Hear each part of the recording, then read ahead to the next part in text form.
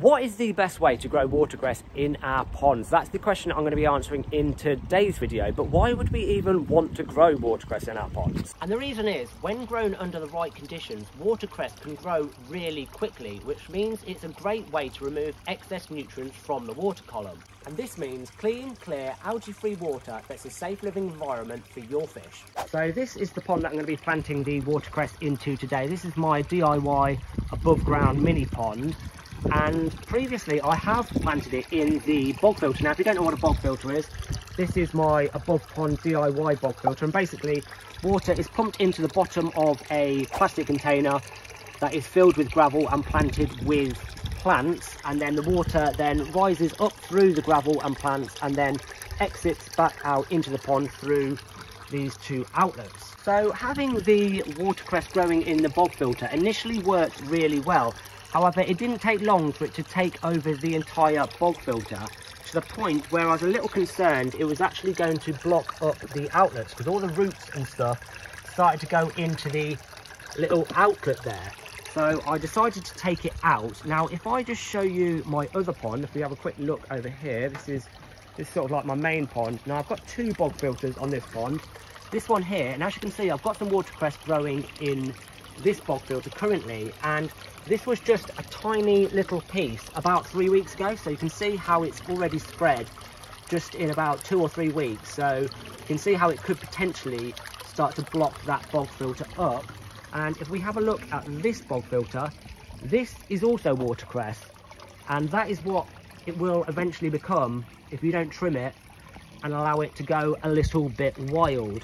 And you can see that that could potentially cause this bog filter to get blocked up, so I'm going to have to trim that at some point. That being said, I've realised the reason why watercress grows so well in bog filters is the water movement. So it's this water movement that I'm going to be attempting to recreate when we plant the watercress in the pond. So let me show you what I've got planned. So I've been to my local fish store and I've picked up a few bits and bobs. I've got some 10mm pea gravel, I've got a planter basket, a big massive air stone, some airline tubing, a check valve and a little air control valve.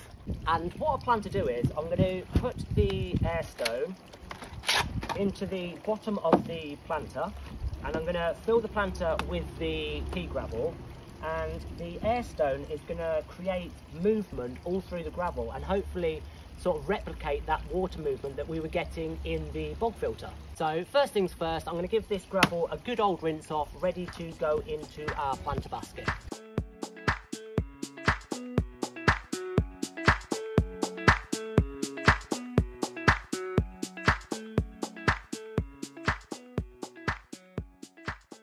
Okay, so that is the gravel nice and clean, and considering it said washed gravel on the packet, that was pretty dirty, but yeah, it's clean now. So the next thing I want to do is, I've actually got a tent peg here, just because I think it'll be about the right size.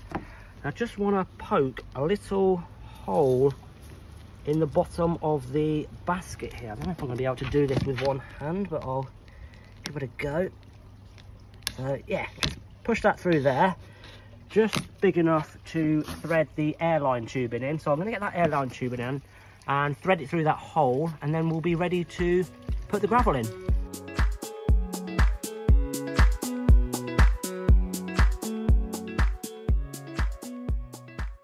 Okay, so that's the air stone attached to the airline. As you can see, it just goes out through that little hole in the planter basket and into the air stone. So what I'm going to do now is I'm going to start putting some of the gravel in on the top of the air stone.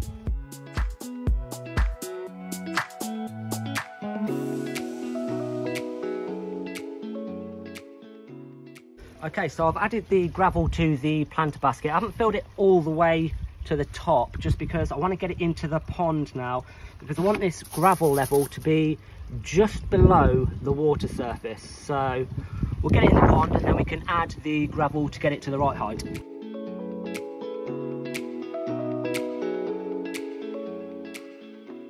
Okay, so the plan is to put the planter on top of the fish cave. So we'll get that put onto there. That should bring it to about the right sort of level, and then we can add as much gravel as we need to get it to the right height.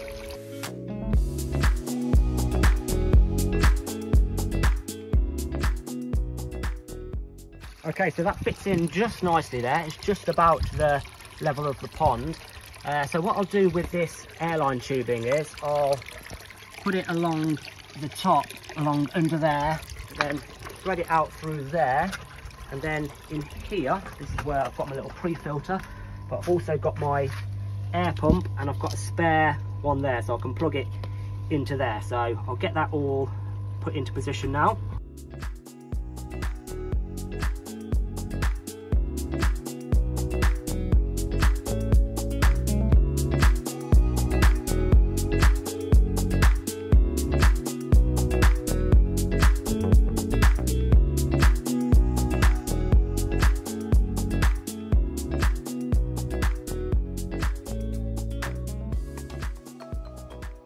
Okay, so that is the air pump all hooked up. So I'll test that in a moment, but first I just wanted to give you a quick update on the fish in this pond.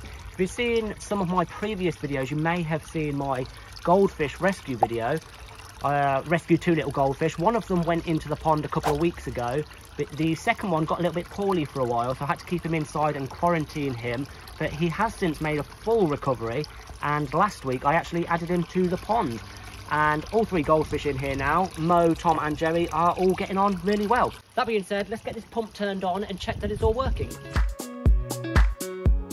There we go, the pump's on. You can see the bubbles coming up in the planter basket, and that's going to just create that nice water movement. That's going to really help the watercress grow. It's also going to add some extra oxygenation to the water, and also the gravel is going to grow beneficial bacteria in it.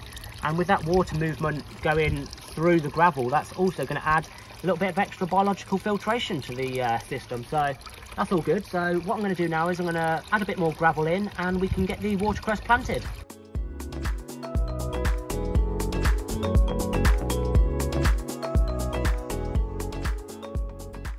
Okay, so that's the gravel all in, and it's now ready for planting. So let's grab a little piece of watercress. Now I could grab a piece out of this bog filter, just nab a piece out of there, but I actually prepared a piece earlier which is just round here in what I like to call the staging area, where there's just like buckets of gravel and various plants. But look at that duckweed there. How crazily green and healthy does that look?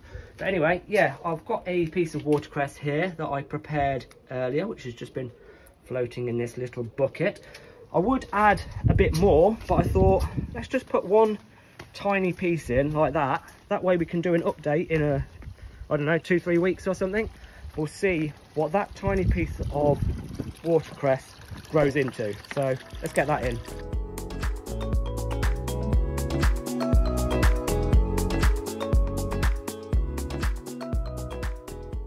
So there we go, the watercress is in. So we've got the air being pumped through the gravel, which is going to create that water movement, which is going to supercharge the growth of the watercress, which is going to increase the amount of nutrients that it's going to be pulling from the water, which means better water quality, reduced risk of an algae bloom in the pond. It's also going to add some extra oxygenation to the water, some extra biological filtration also. And once this grows in, it's going to spread right out into the pond and create some nice cover for the fish and any potential fry. Plus, with it being in here instead of the bog filter, it's not going to block anything up. You can trim it to whatever size you want. You know, if you wanted at some point, if it got massive, you can just lift it out and start again. So easy to maintain, and yeah, just a really handy little addition to any pond, I think. That being said though, guys, that is going to bring us to the end of this video. If you have enjoyed it or you found it useful, don't forget to hit that like button, drop a little comment, let me know what you think of this supercharged method of growing watercress. And if you enjoy content like this and you haven't already, hit that subscribe button, and I'll see you in the next one.